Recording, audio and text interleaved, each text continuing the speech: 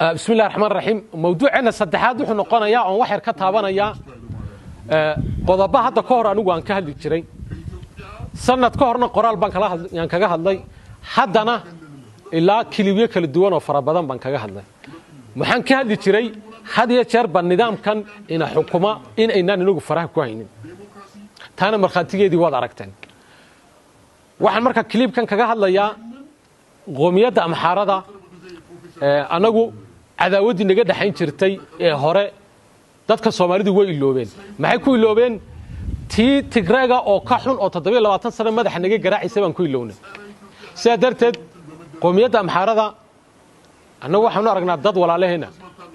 dad aan wada noolnahay waxa la yaab leh qoomiyadda amxaarada hadallada ka soo baxaya dadkooda ileedka warbaahintooda wax la iska dheelsan karo miiska la iska saari kara ma waa arin jirta weeyaan qoomiyadda amxaarada markay leeyihiin dadka Soomaalida waa in madax Mustafa ka garaaco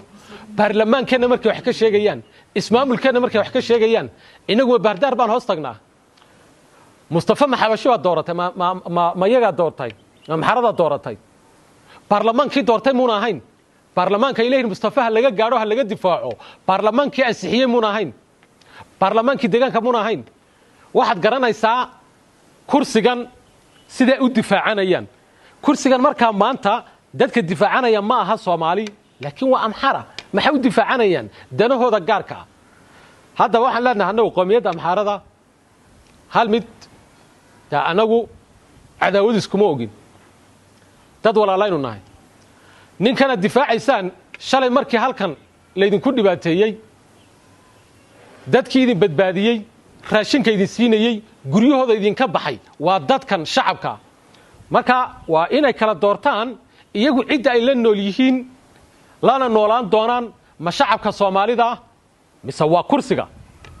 nin shalay yimiday barina tagi doona inay u dhaanteeyaan oo yiraahdaan waan difaacaynaa oo yiraahdaan haddana dadka Soomaalidu baradad kuma fiicnaa hal laayo kadii كإثيوبيا أنا قوميدا وحنا نهارنها وإن الرجال قالين كبحيان الرماها السياسة دنا وإن كده بحان الدجال وهي حق أمنا وإن للوجهين مقالوين كا مالا بدن بيكونوا لي هدي لكن لا هي كرامة دي وقت جدا جي الله يدينا وكلام دي سعينينا وده حسمر كاتب بقى إنه مسؤولين كرتو ينبل له شيء لكن أنا بقول واحد لا نهاي حقوق الذين بعيدين كمان قالوا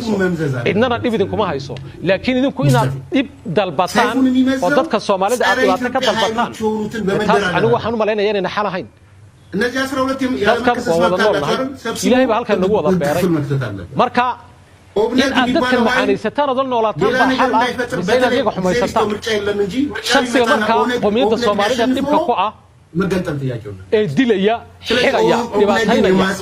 حدي marka idinka ay dalin ku jirto qaabkan una socon karnaa ana waxay la tahay qoomiyadda amxaarada in wada noolaanshihi iyo wanaagii la isku ogaa ciidan dulmaysa ma jirto laakiin hadallada ka soo baxay qoomiyadda amxaarada ileedkooda iyo dadka wax garadka iyo warbaahintoodu wax la dheelsan kara ma waxay ka dhigan tahay hadalladooda markaad eegto waa hadalla halka looga qoro marka waqtigii horena Cabdi Maxamed intuu ina laayo umbu TPLF dabada la galay haddana inta wax walba la inagu sameeyo umba amxaarad dabada la galaya taas marka maxay soo keen bedelay wax dhici kara ma sida darteed qoomiyadda amxaarada shalay haddana la haydeen Tigreeba idin leynayay idinkuna haddaad maanta qofka annaga la leynaya taageeraysan annaga marka isbedelka noo yimid muxuu yahay annagu marka waxaan faa'iidnay muxuu yahay ma in Tigre iyo xabash idinkaadan kala doorana oo kolba midkiin madax naga garaaco anu waxaan aaminsanahay dadka Ethiopia ha wada jirto ha wada socoto hana wada noolaato burburka Ethiopia dan naguma jirta annaga laakiin in qoomiyadda Soomaalida la dhibaateeyo aad tiraahdaan Mustafa waa noqdo abagana nin dictator oo dhig cabayo oo ma taqaana xoog wax ku marasiinaya baarlamaankii bay ku leeyihiin ma taqaana waa baarlamaan sharci darra waa baarlamaan doorin Mustafa kursiga ka qaadaan ha ka qaadaan yaa keenay bal arinta sharci darrada ku hadlayaan baarlamaanku ku keenay munahayn baarlamaanka la xisaabtamay laha muxayn marka waxa weeyaan waa qofka oo rabitaankiisa si dhala'aan u difaacanayo weeyaan marka halka waxaan ka garan karnaa meesha la inooga taliyo laakiin waxaan leenahay loogama talin karo laba arrimood midna anagu ma rabno in annaga amxaara intaynu horgaamiso cid aanan doonaynin ay difaacdo taa kuma wada soconayno sidoo kale cid istirbaagsi iyo amxaara nacayb Soomaali ah oo doonaysa inay ama dad dhibaataysa ama dad xuquuqdiisa ay waxayso taasna ma dhacayso ma doonayno cidnana laakiin taa ma wado laakiin waxa loo baahan yahay arinta in amxaaradu ay raaligelin ka bixiso waxa kale oo muhiim ah markaa oo qodob ka raacinayna dawladda federaalka waxa deegaanka ka socdo way aragtaa sababta uga aamusan tahay maxay tahay dawladda federaalku ma marka kaniisada la gubo dad kale la dhibaateeyo soo gurman doontaa sidii waagii dhacday hadda sababta sharcigii dhanaba lagu xadbuday baarlamaankiiba suuqa lagu garaacay waxa looga hadleeyahay maxay tahay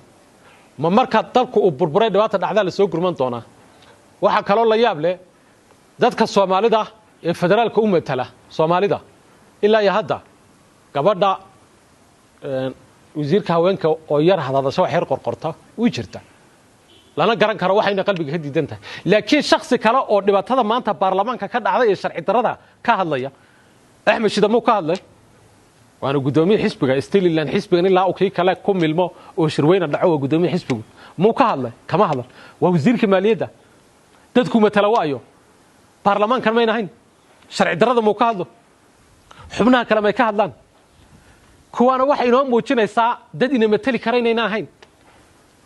inay yihiin oo kaliya taun dad iyaguna kursiga ilaashanaya oo leh codka deegaanka armad kursigan ku weyda hadaad isku dhacdaan madaxweynaha iyo xulufadiis kuwaasna waa wixii shalay aan la dagaalamayna wax kamid ah kuwaasna waxaan leenahay hadaad wax isku falaysan dhibaatada deegaanka ka jirta si cad uga hadla dadkan waa dadkiini marka waxaan jeclahay mowduucana in halka ku soo gabagabeeyo